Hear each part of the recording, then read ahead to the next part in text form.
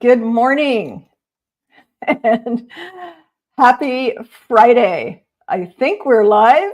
Access to Facebook. It's telling me go live to Facebook. Are we live, Jeff? Okay.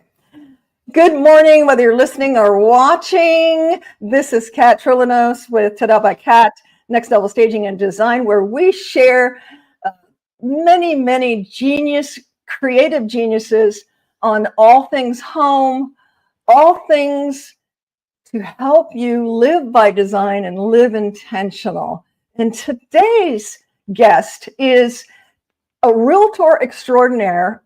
She's actually an alumni. It's been so long we didn't realize it. We are on episode 103. She was on our 16th episode. I'm going to have to go back. I don't remember what we talked about. I'm sure it was amazing.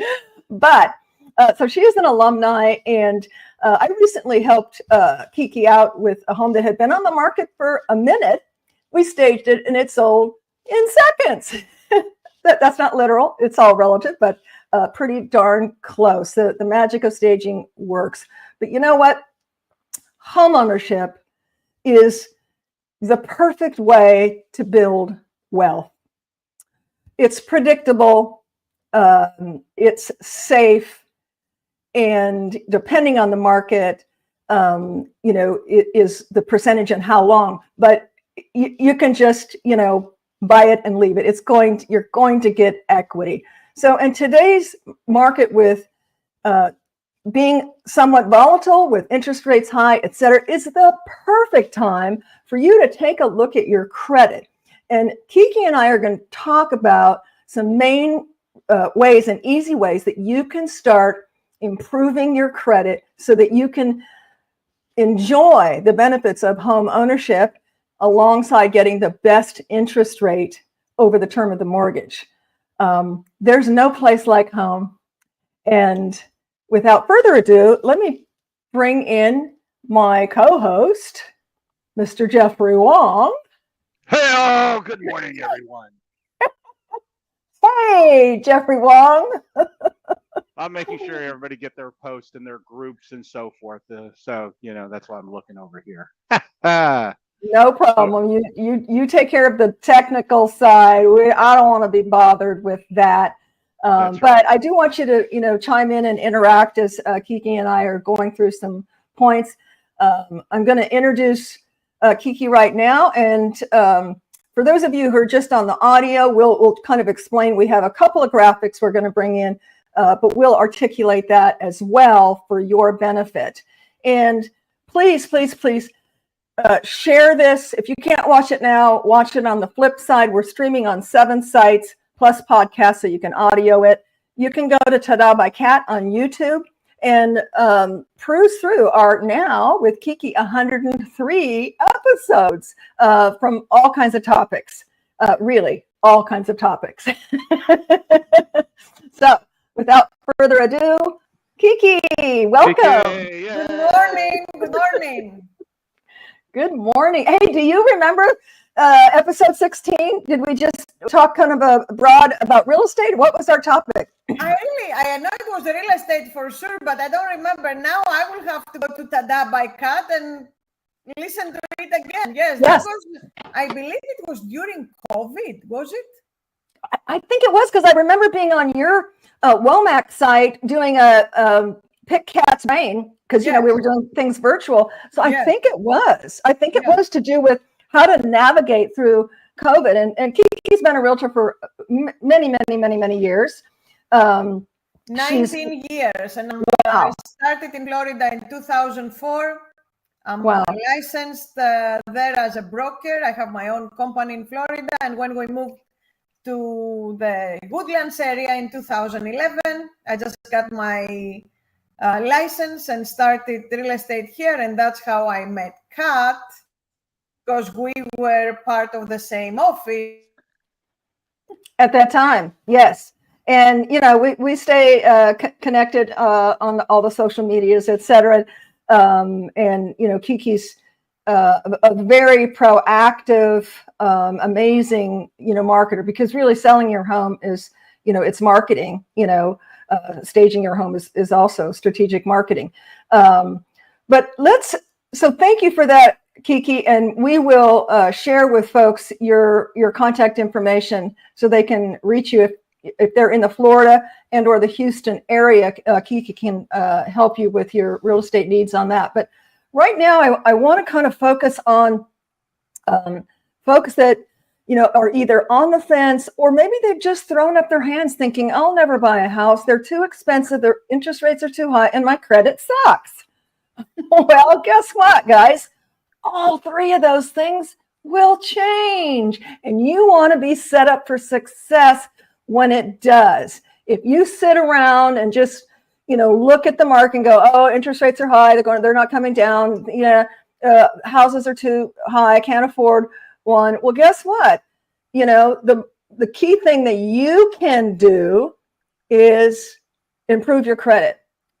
And there's some simple, easy ways. There's things that you can start doing today that will help, improve your credit. So, Kiki, I'm going to give you the floor here.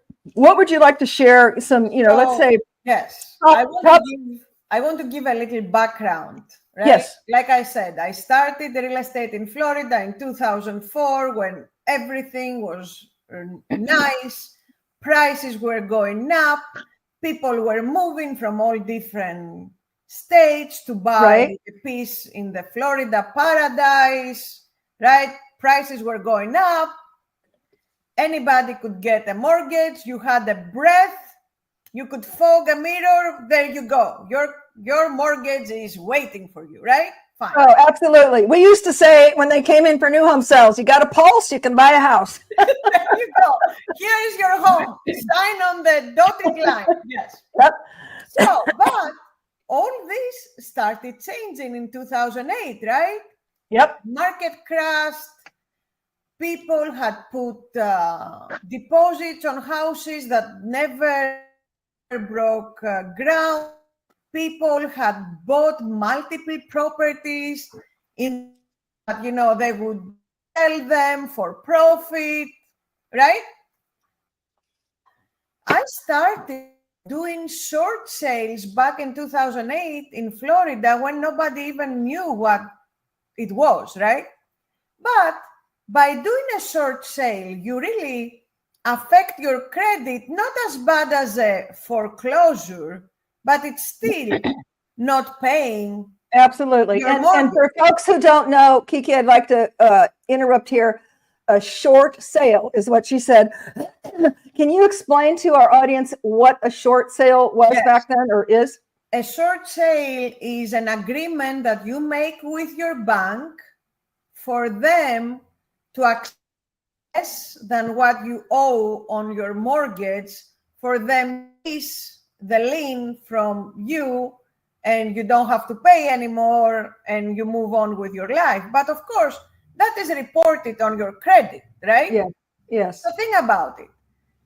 From 2008 up until 2012, maybe, people were going through that process. They were having all this bad, and it was, the house was a thing that they were letting go. They had stopped paying loans. So all of that was adding to a bad credit report, right? Mm-hmm. So, and of course, the short sale or the foreclosure, whatever the situation was. And I want to piggyback on what you said. Those people back then thought, you know what, I will never be able to buy a house again. My credit is down the drain.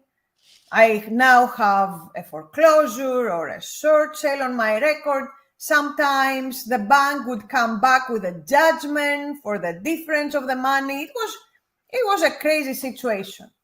But guess what? The years went by, people started moving things around to other states, they got a different job, they started paying bills that had back, and their credit score started building up again. Because no matter how bad it is, you can always bring it back up. You know, it doesn't, Absolutely. and now it's a number and it doesn't stay there at the same digits forever. It's up to you to be proactive to fix it, right? Mm-hmm. So that's why, having seen all that, when I moved here, I said, you know what? I really need to start educating people on credit and how you can fix your credit, because a lot of people are stuck in renting because of bad credit, you know, and they think, oh, you know what? I have bad credit. Nobody's going to loan money to me. Yep. Right? Don't you agree? That's why a lot of people. Absolutely. I've got a graphic here. I don't know if you can see it very well, but it's just a very simple. Is it readable to you guys? No, it's a little too small. Yeah. Can you like enlarge it a little bit? I can read it out loud because I have a huge screen here. Oh, yeah. Okay. So just real quickly, Jeff. So renting, what's the first one? This is you build your own land.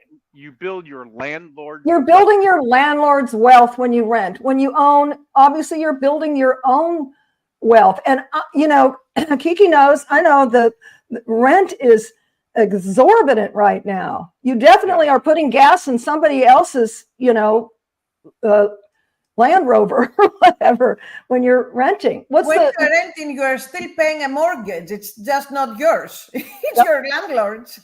Yep. What's the second one, Jeff? The second one is your monthly rent payment is likely to increase. Oh, that's for sure. Where your mortgage is fixed. Yeah, your mortgage is a 30-year fixed or 15-year fixed or what have you. And what's the last one? The last one is you may be limited in what you can customize in your home. Well, absolutely. You know, our homes are sanctuaries more than ever. And, you know, I run across this all the time, getting requests to help customize apartments. You know, there's only so much you can do, excuse me, in an apartment or a rental. So, you know, obviously we want to make our sanctuaries our own, and home ownership is definitely, you know, allows that in the, you know, the best way. And you know, rent doesn't allow you any tax relief. And that's one thing they didn't mention right here. I'll tell you a little trick that I advise. Now, I'm not an accountant, and I would let the buyers know this, but when I worked for X Builder, you know, a couple decades ago, and they're like, you know, I can't afford a mortgage payment. We would look at what their rent was, which was a lot less then, excuse me, and what a mortgage was. And I learned this from my own personal experience being a single mom of 3 children, working in corporate America. I found out through my CPA, excuse me, that I could raise my deductions to take more, and I'm talking significantly more money home in my paycheck every week. Now, if you were like me, like many other people, you think, well, I have, you know, 3 kids in me. I have, you know, 3 dependents in me. I can only claim 4. No. So I got with my CPA. He said, you make this much money. I was making pretty decent money. And he did an as if in terms of deductions, et cetera, and determined that I could claim 10. Now, for me, we had to check it like every 4 months because a big portion of my income was sales. I had a base, but I was in sales, business to business sales. Excuse me. But he could look at 3 years and go, yeah, you've been clipping along at this much. That increased my take home dollars by a huge amount. So again, I'm not a CPA, but you know, that was something that was just a light bulb and life-changing for me to be able to purchase a home and feel comfortable with the house payment because I was getting, you know, basically an instant raise. And another thing they don't tell you, excuse me, in corporate America is you can go to your HR department. Like if I had, say, a lean quarter or I wanted to back it back a little. I just sent an email to HR department and said, I'd like to change my deductions to 7 or 6 or whatever. So it's not, it's not in stone. You can absolutely do that. Exactly. So Kiki, share with us some quick, easy things that maybe, first-time home buyers or but someone with their credit in the toilet could do to start making a difference. So when things are ready, they're ready. Yeah, first of all, I just want to break down how the credit score is calculated, Yes. okay? Because that's where we need to start. Okay, so 35% of our credit score is our payment history. Yes. How long have we had credit in our records, right? So my main tip for this is, if you have a lot of people, let's say you had an old Macy's department card from back, I don't know, like 1980, right? And you're like, oh my God, I'm not using this anymore. I'm gonna call and close it. No, no, do not do that. Yes, and I made that mistake. I had no idea. Yeah, that I'm just going to close all these. Yes, No. that right there eliminates years of credit history, right? Yep. That eliminates like 40 plus years of credit history. Don't do it. That is key. Okay. You don't have to use it, right? Key. You can put them in your drawer. You can even cut them up and don't even have them. Right. But do not close them. Yes. Okay. So because that's 35% of your credit history. Okay. The second one is amounts owed. How much money do you owe on these credit cards? Okay. That's 30% of your credit score calculation. Yep. So the ideal percentage, that's what, the mortgage companies, the banks want to see. They don't want you to have over 30% usage of your credit lines, okay? So for easy math, let's say you have a credit card with $1,000 limit. They don't want you to see utilizing more than $300, okay? Mm-hmm. Which means that if you can charge $1,000, but make sure by the next billing statement, you have paid at least 700 of it. Okay. They don't tell you that you cannot charge, but you have to pay back. Okay. You have to pay it back. Yeah. So another percentage is the payment history. Are you paying on time? Do you have late payments? I will be really honest with you. One late payment can take away 100 points from your credit score. Wow. Okay, so make sure you pay on time. Set an automatic payment, like schedule it, like what I do with my credit cards. The 30th or the 31st of every month, I go in and schedule all my payments for next month. Okay? Make it a habit. Don't wait last minute. Oh, I forgot. First of all, you will accrue a late payment fee, right? And second of all, you might even forget to pay altogether. Now, credit mix, that's like 10% of your credit. It's mixed of different accounts. They want to see like a car payment, a credit card, like, of course, if you have a house, a mortgage payment. So all this works together because they want to see you being diversified of how many different sources of credit do you have. New credit, they don't really want to see a lot of new credit because that means that you are looking for money, They don't like that. Of course, we said the missed payments, they don't want to see missed payments. Too many inquiries. They don't want to see people who are actively looking for credit, right? So a lot of people are like, oh, that credit card company sent me an offer. Let me go online and see how much I can get, right? Right. You go online, you apply, then you get another offer. Oh, let me see how much I can get. First of all, it all affects your credit score because you are asking for credit and they hit your credit. And second of all, it's a red flag. Why are you looking for credit? And here's a tip. Let's say you're on the market to buy a new car, okay? Don't go to Toyota this weekend. Oh, let's see how much I can get. Boom, they run your credit. Oh, I want to go to Nissan next weekend. No. Pick the dealerships that you want to go and be strategic. You go and you run it at the same, like you go and you run the credit at a couple of them, but at the same kind of weekend, because then it gives them, it doesn't affect your credit like it would if you went this weekend, the next weekend, after a month.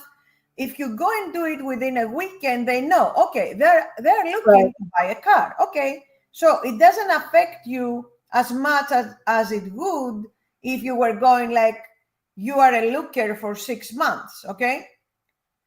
Same with the mortgage. Like if you are looking to get a home and you want to apply for a mortgage, you should do it at the same time, because again, they know, okay, they're looking to buy a house, they're shopping for the best rate. Okay. So let's say I am renting. I'm renting. How can I get that mortgage payment option on my credit to show, you know what? Oh, I have another stream like of credit. I'm paying my rent on time, right? Because how many people do we know that they're the perfect tenants? They pay on the first of the month, but nobody knows. If you run their credit report, the rental history is nowhere to be found, right? So do you know that tenants can add their rent history on their credit report?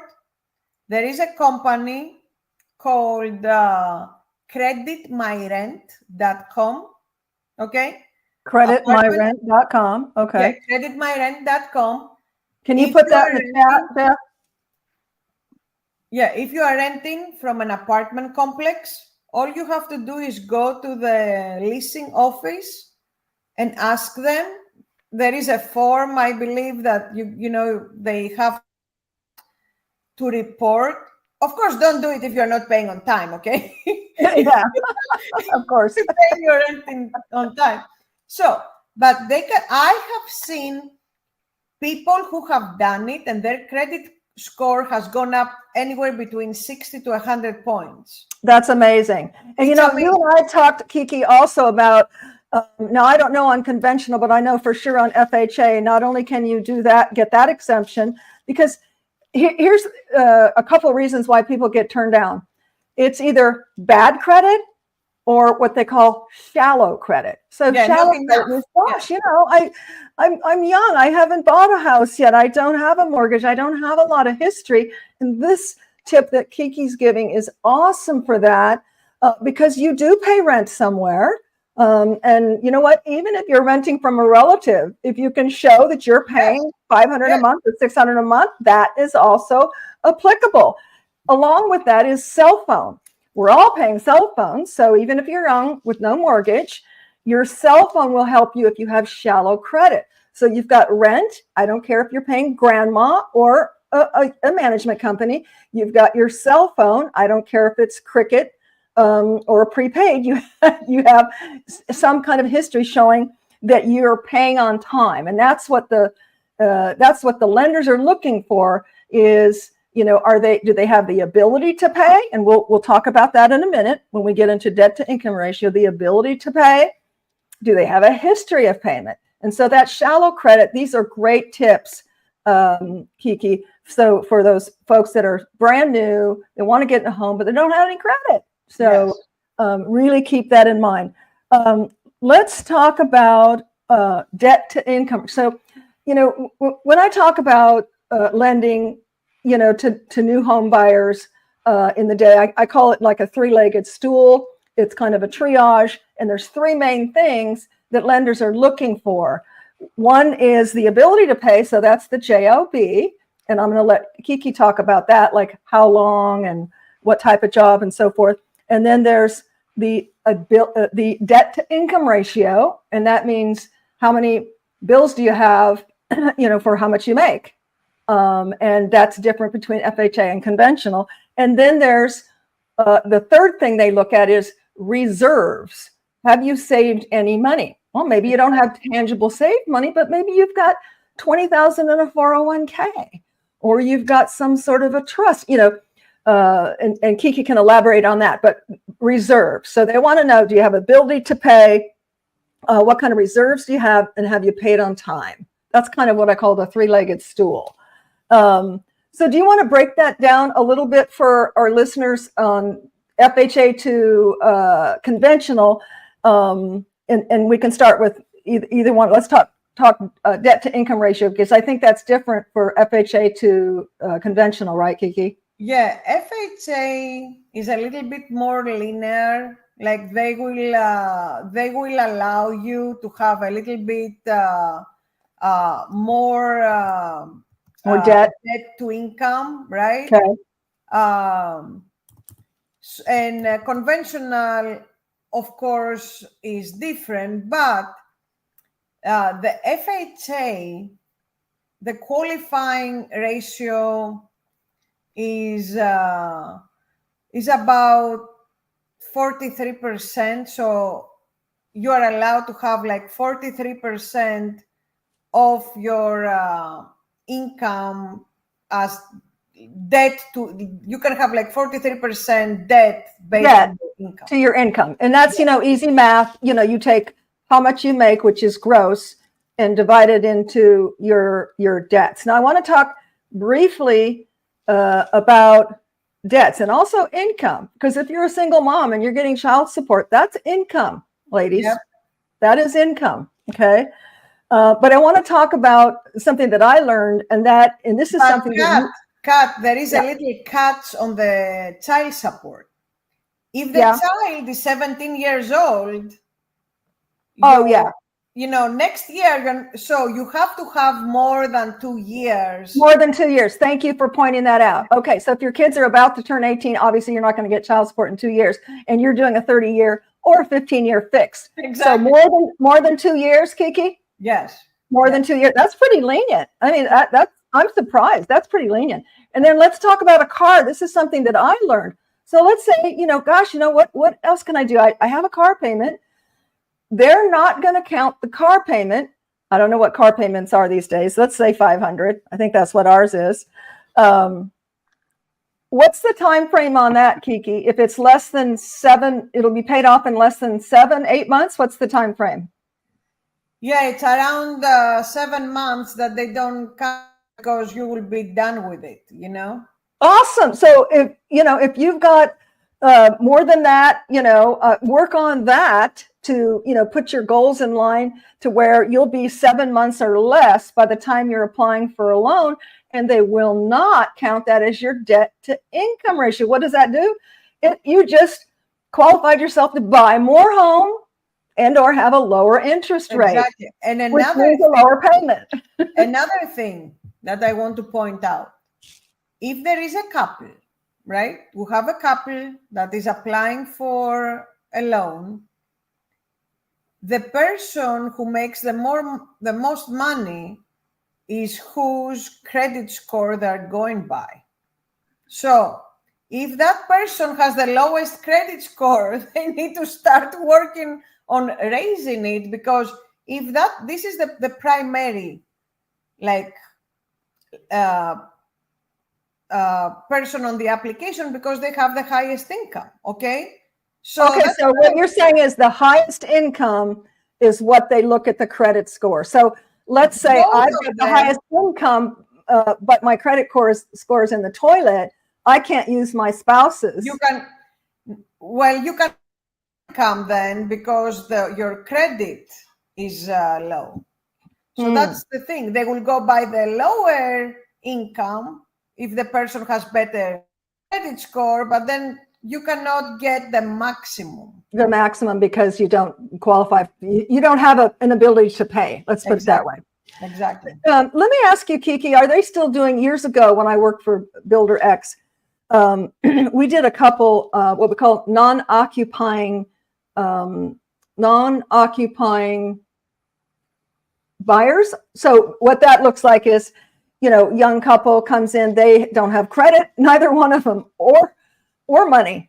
It's the co-borrower, right? You are talking about a co-borrower. So you will use someone with better credit to help you get, in that. Oh, okay. Okay, and that's okay that they don't live in the house. That's okay, they don't.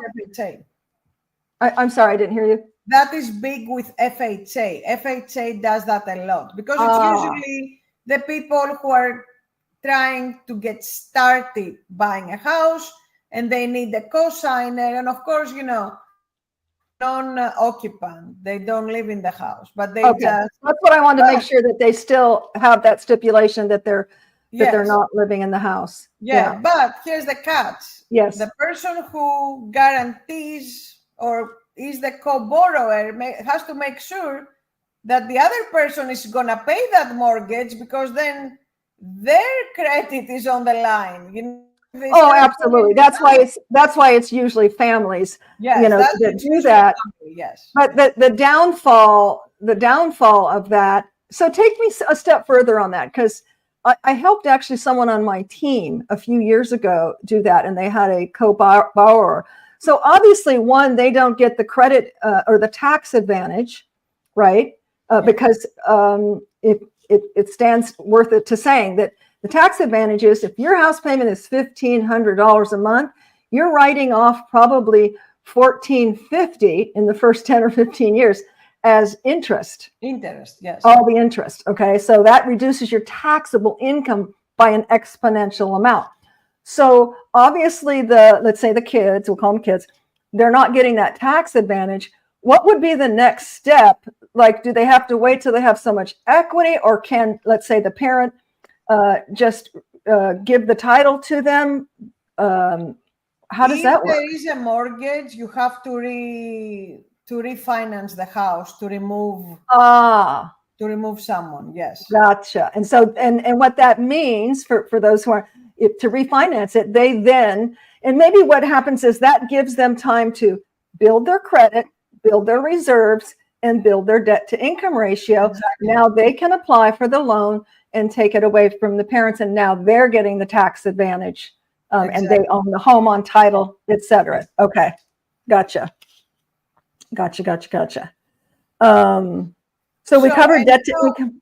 I know a lot of people nowadays are really skeptic. Let's be honest. Your credit score doesn't only affect your ability to buy a house or a car.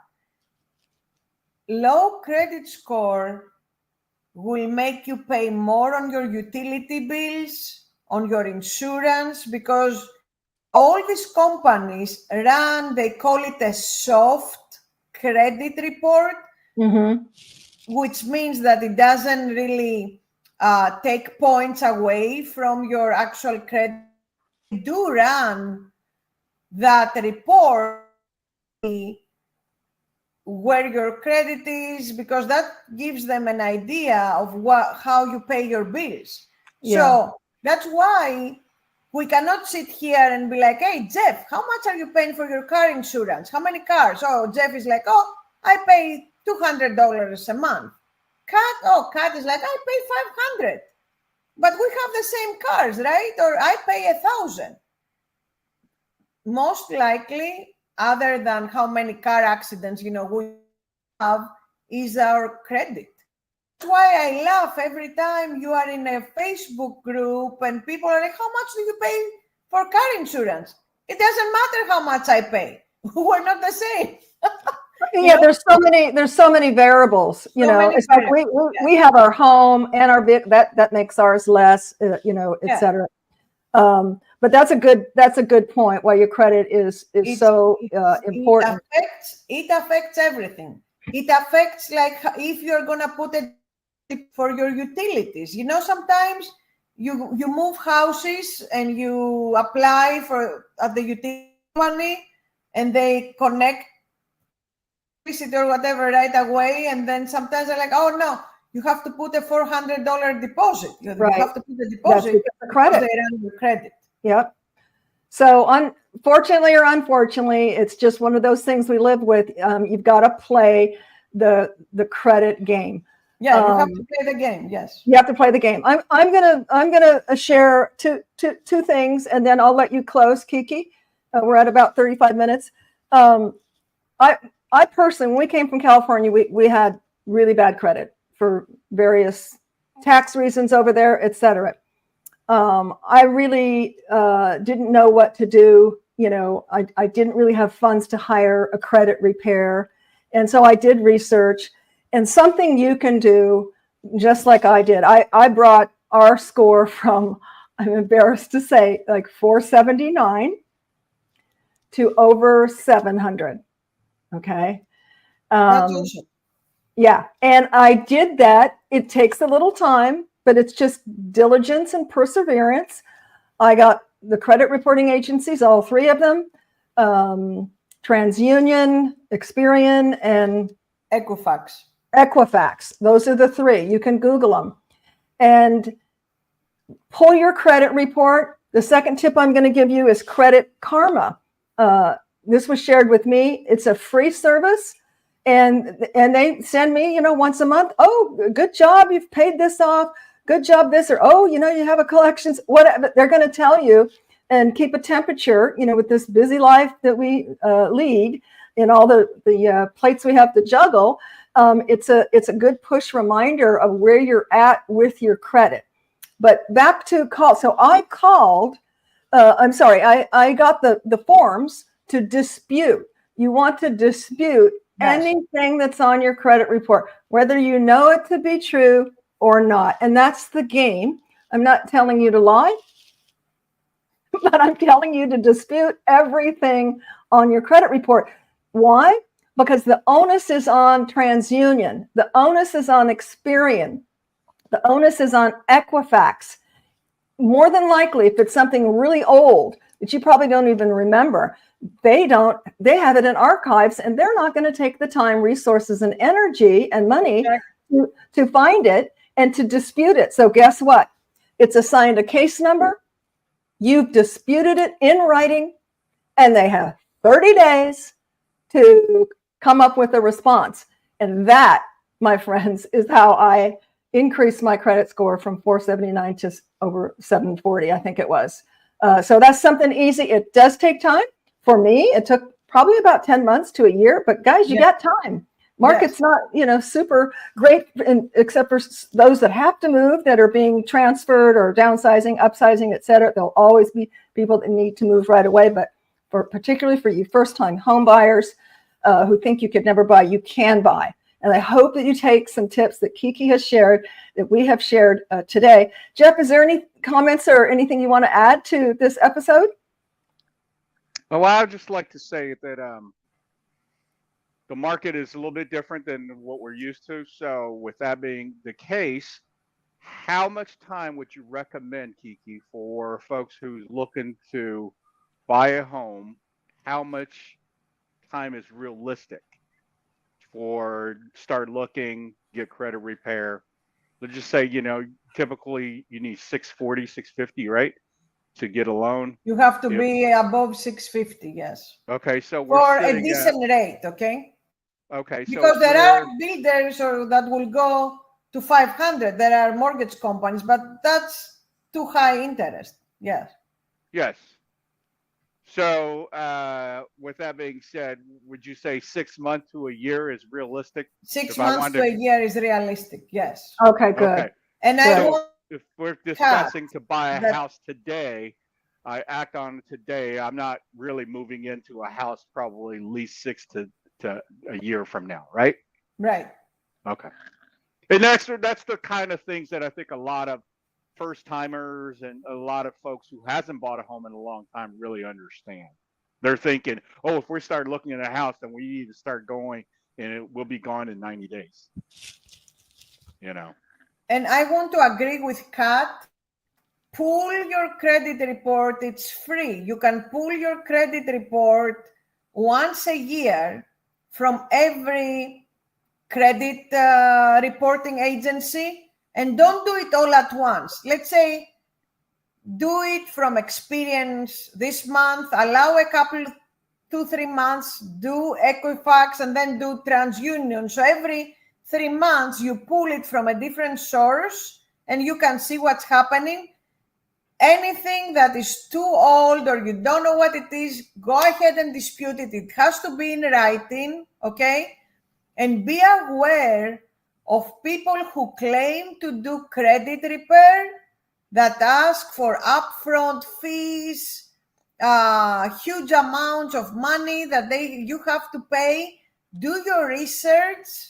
Talk to people that are in the industry, that they deal with real estate. A lot of times the mortgage companies can do a lot of things for you for free. You don't even have to pay, because they can look at your credit report and say, you know what, we can do this, we can remove, can rescore the mortgage people can rescore your report and tell you how much it's gonna go up. So resources, okay? Yes. The realtors, the mortgage people, your banker, before you go to Joe Schmo credit repair, lean into the professionals that have the best interest of you and your family in mind, and they really want to help you. That's my advice. Absolutely. And Kiki, you and I talked pre-show, and I come from new home sales, community management over a decade. And her and I chatted, we could talk about so many subjects, but I want to have you back in the next couple of months and talk about why someone needs a realtor and the plethora of advantages to using a realtor in purchasing a new home. So many people don't think they need a realtor. Yes. And there's a lot of nuances to that. We'll set a date and have you back for that. Yes. Thank you for sharing this buyer's purchasing power, Kiki. I've got it up on the screen here. And for those who are just listening, it talks about interest rates and your home loan amount based on the home that you purchase. And obviously this would be lower if you put more money down, Exactly. etc. But it gives you a good snapshot of interest rate to house payment. Now, is this would this be just the house payment? This is the mortgage interest. Okay. Would this be including this is the principal and interest. It is PITI. Okay. So principal, interest, taxes, and I think it's insurance. So that is all rolled in. Sometimes you can get that separate, but it's not usually advised. It's easier just to have it all rolled together. That way you know it's paid, right? Yes. Well, thank you so much, Kiki. Thank you for having me. It was very interesting. Nice to see you, Jeff. Put the face with the name, nice. Yes. And definitely have you back again. Thank you, everyone, for listening. Please share if you or anyone is looking to purchase a home in the next 9 months to 12 months. And as always, have a super weekend. And we encourage you to love more, give more, and be more in 24. And it can start with being a homeowner, because, guys, there's no place like a home. And Kiki can help you buy or sell that home. And there's no place like a staged home by Tada. Had to get that plug in there. So have a great weekend, everybody. And I can attest to that. Attest to the thing. Yep, I'm going to get your testimonial here soon on house. But thank you again, Kiki and everyone. And we'll see you next weekend. Have a great weekend. Bye, everybody.